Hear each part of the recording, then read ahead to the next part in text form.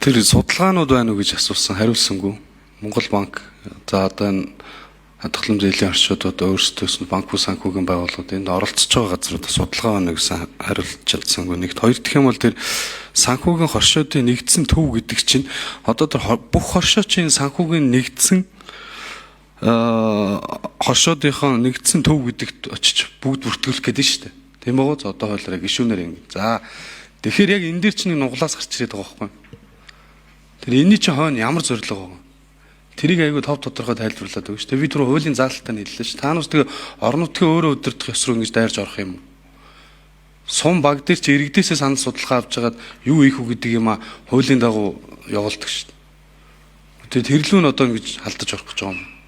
Наач айгүй тийм сонин юм оруулж ирчээд одоо ингэж хилцээд бид нар суугаад байгаа. Тэгээ тодорхой хариулаад өгөл судалгаануудаа хэлээд өгөл төө.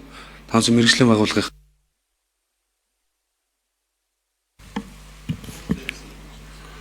за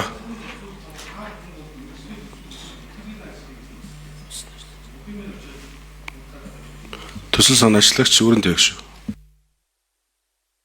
За очрогт гишүүний асуултанд би хэд хэдэн асуултанд нь хариулаад ажлын хэсгээс бас нэмж хариулъя. Хариулах боломжн дээр минут нэмээд өгөхийг хүсье банк орны даргаас. За хуулийн төслийг орон нутгуудад болон Улаанбаатар хотод хадгалан зээлийн оршууд дээр хилцүүлэг хийсэн. Бүх хадгаламж зээлийн хоршоод руу албан бичиг явуулж бүх хоршоодоос санал авсан. Албан бичгээр санал авсан. Албан бичгээр авсан саналууд дээр хуулийн төсөлд тусгах өөрчлөлт оруулах зүйлүүдийг хийсэн. Өөрчлөх боломжгүй байгаа зүйлүүдтэй бас мэдэгдэж хэлэлцсэн. За хадгалан зээлийн оршооны энэ үндэсний холбоо бас энэ дээр ажилласан. Энэ хуулийн төсөл дээр ажилласан. За энэ дээвэр байгууллага болгож одоо оруулж ирж байгаа нь бол олон улсын жишгт нийцүүлж холбоог нэгтгэж оруулж ирж байгаа. Төрийн зарим чигүүргийг төрийн бас байгууллагаар гүйцэтгүүлэх энэ чиглэл рүүгээ цаашдаа бас бид ажиллах ёстой гэдэг зарчим дээр суурилж байгаа. За төсөл хөтөлбөр дээр бол яг одоо орон нутгийн тэр төсөвтэй улсын төсөвтэй холбоотой асуудлуудаар орно гэж бас ойлгож болохгүй.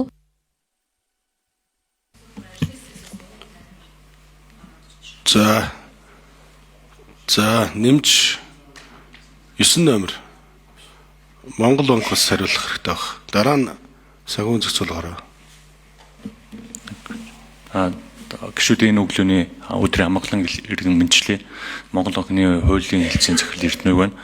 За Монгол банкноос 2026 оны 1 сарын 8-ны өдрийн албан бичгээр хууль зүйн дотоод хэргийн яамд саналаа өгсөн байгаа. За энэ дээр бол хуулийн төслийн үзэл баримтлалыг бол дэмжиж байгаа. За санхүүгийн орчны одоо байгаа цар хүрээг нэмэгдүүлэх, дээрээс энэ санхүүгийн үр дамжийг банк санхүүгийн байгууллага хүрч чадахгүй байгаа хүрээнд нэмэгдүүлэх энэ үзэл баримтлалыг дэмжиж байгаа. Зүгээр Монгол банкны илэрхийлж байгаа байр суурь юу гэхээр одоогийн байгаа санхүүгийн орчны төсөл төр тусгасан зүйл нь банктай адилхан байдлаар буюу санхүүгийн доктортой байдалд нөлөөлөх хамгаалтын имплементийг энд оруулж өгсөн боломжгүй байна. Яагаад тэгэхээр энэ өөрөө хаалттай буюу гишүү өөрсдөө эрсдлээ хүлээгээд явдаг энэ байгууллага дээр хадгаламжийн даатгалын корпорацид одоо хамааруулж хадгаламжийн даатгалын санхүүгийн доктортой байдлыг хамгаалах энэ функцийг оруулж иж байгаа нь энэ олон улсын зарчимд байгаа нийцэхгүй байна. Хөгжлийн бусад улсууд одоо буюу олон улсын байгууллагууд за дээрэс нь Америк, Европ гэсэн өндөр хөгжөлтэй улсуудын үед за 6 номер.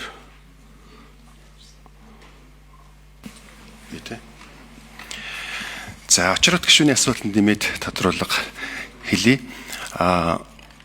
Ерөнхийдөө энэ хадгаламжийн даатгалын тогтолцоо энэ хуулийн маш чухал нэг бүрэлдэхүүн хэсэг байгаа хуулийн төслийн.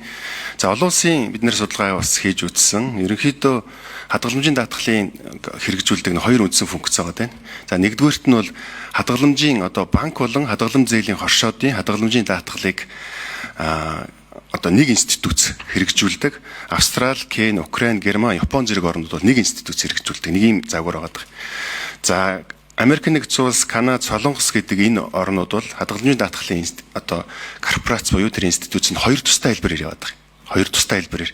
Тэгээ бид бол хуулийн төсөл дээрээ хадгаламжийн одоо даатгалын тогтолцоо нь өнөөдрийн нэгэнт бий болцсон Монголын хадгаламжийн даатгалын корпорац дээр тэгтээ сан нь тустай байна. Хадгаламжийн одоо сан нь банкныхаас тустай хадгаламж зээлийн хоршооны сан тустай. Энэ хүрээндээ гүцэж хариулъя 6 номер. Энэ хүрээндээ хадгаламж эзэмшигчдийн мөнгө хөрөнгийг одоо найдвартай хамгаалах энэ талаасаа одоо санхүүгийн итгэл даасан хичээл санхүүгийн институт болгох энэ олон улсын жишгийн дагуу оруулж ирсэн байж байгаа. За хоёрдугаарт нь бол очирууд гişүүн тэр орон нутгийн төсөвтэй орон нутгийн хөгжлийн сантай бол энд ерөөсөө холбогдож байгаа зүйл бол байхгүй.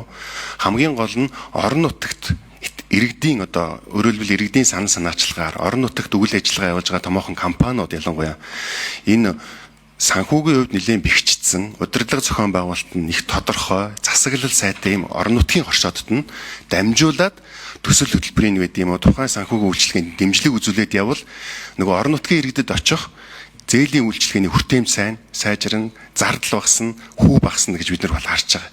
Тэгэхээр хамгийн гол нь бид бүхэн бол энэ дээр тэр орон нутгийн хөгжлийн сан маань тэрс холбоотой зүйл байхгүй шүү гэдгийг бас энэ ташрамд тодруулж илээ. Баярлалаа.